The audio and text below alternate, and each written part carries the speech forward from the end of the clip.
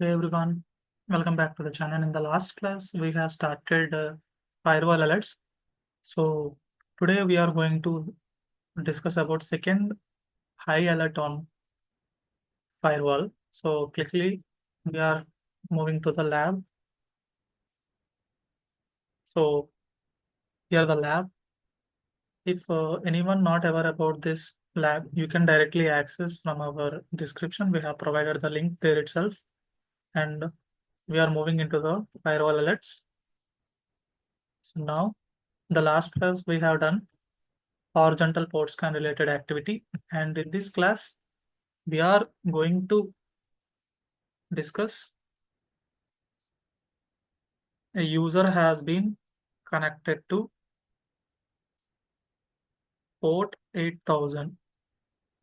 Okay, firstly, we wanted to know about what is port 8000. So now I'll navigate into the another tab and I'll ask what is port 8000.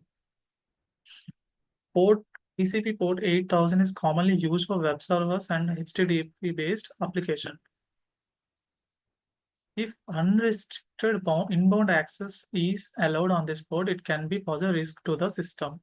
It could be exploited to the attackers to gain unauthorized access, execute arbitrary code, and steal sensitive information. Okay, so if a user, if someone connected to 8000 port, it is high risk without having admin permissions. Okay, so we'll move back into the alert. So now we will see which type of rule it is. It is network anomaly rule, and it is saying someone is connected to the port 8000 to the external server. So I wanted to uh, say what is external server. Okay, so let me clear this thing. And for example, we are in an organization. For example, TCS or Google. Some example. We have connected to the external server. Okay, server. So a user is trying to connect with this server on port 8000, which is having sensitive files and database related data. Okay, so on what basis the user going to try to connect to this server? So let us assume that we are going into the alert and we will discuss what type of data occurred here.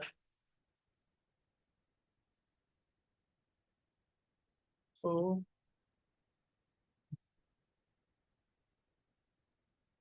here we will see rule. So the rule states that, okay, here we can see the rule. Whenever the IP in private,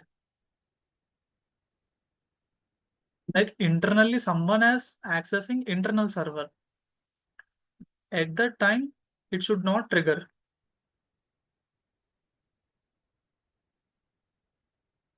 And along with that, destination port would be 8000 and 8000. At this time, the alert won't be triggered. The IP in public and port 8000, it should be triggered. This is exactly the rule has states. Filter, we can see the private IPs. Selection, we can see destination port. Now we are going to discuss about alert data. What type of data we got to know here?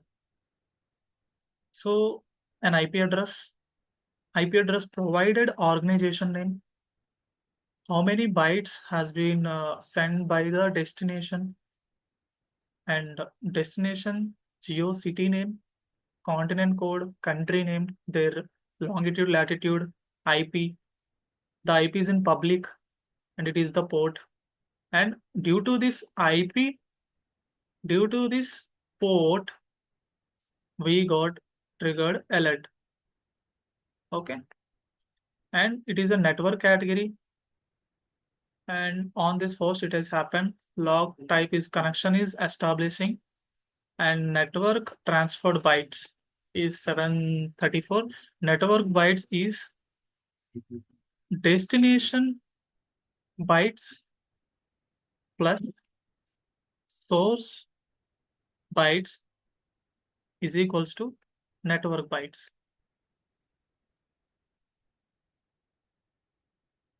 Okay, here the network bytes is 0.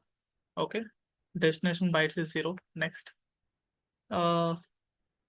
source bytes is 374. 374. Okay, so that we got here 374. Network connection ID. So here the private IP and here the public IP. So, and it is on the port 25 to 8000. Now I wanted to say this has private IP, for example 10.10.10.1 port 25 to, for example 115.112.11.1 port 8000. We know that it is 25 is SMTP. This user trying to connect this server using SMTP protocol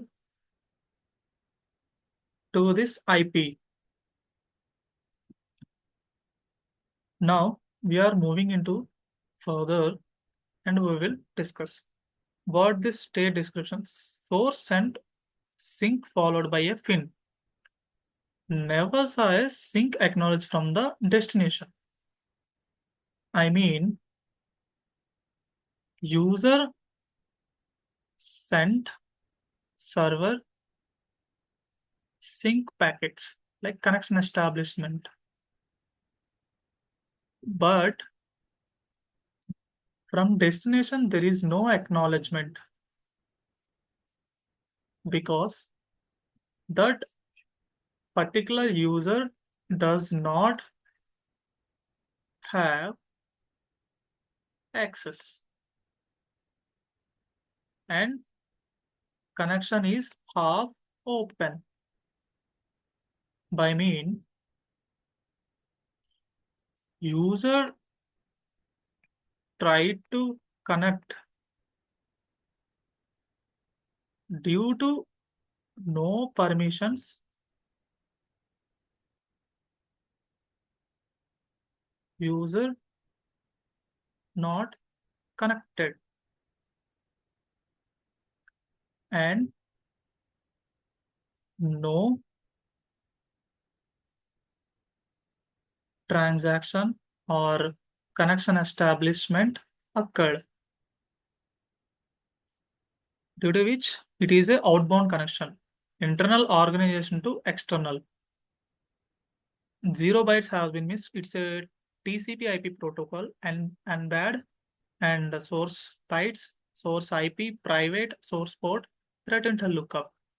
Now I wanted to check whether this IP is malicious or not. Okay, so what I do is I will copy this IP address.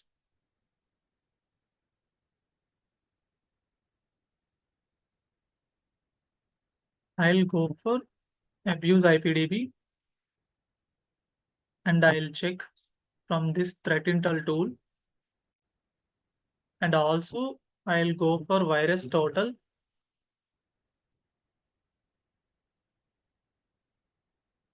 I'll check from here itself.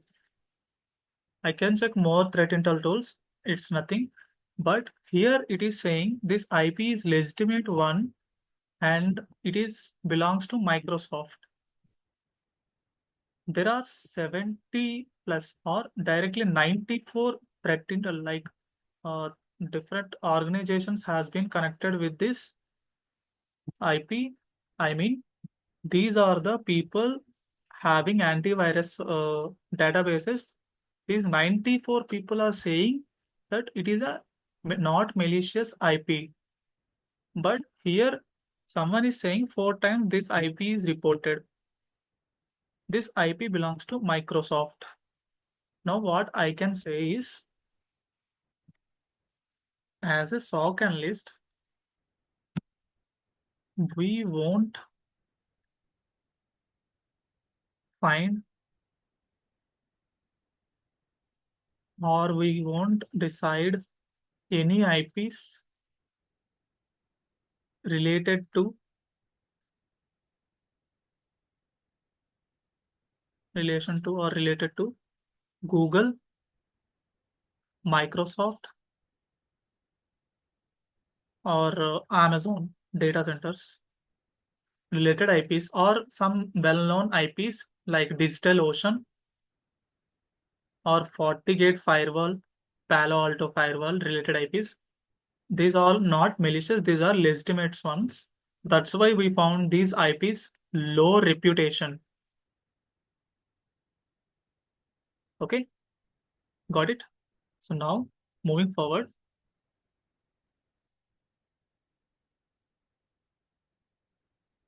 this user tried to connect from SMTP to this one, but transaction declined or the user not having any permission.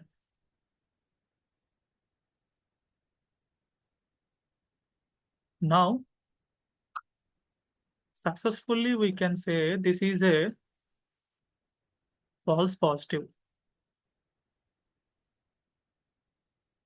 because user does not perform any actions on the server, but server does not accept the user request. This is a false positive thing. Now, I'll directly dismiss this alert. Like on the on investigation, I have found that the user not able to connect with server due to which he doesn't have rights or doesn't have permissions to access the server, and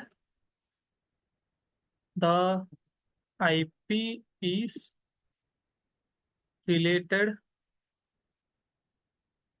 to Microsoft, which is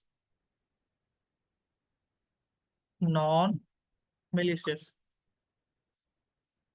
Okay, hence it is a false positive. This is how we are going to dismiss the alert. Like this, I'm going to dismiss the alert, and I'm finally close this alert. Now, I hope everyone has been understand. If anyone does not understand, you can directly contact through in our Telegram group, or else you can directly post a comment in this video so that we will reach out in the next video or a separate session to this.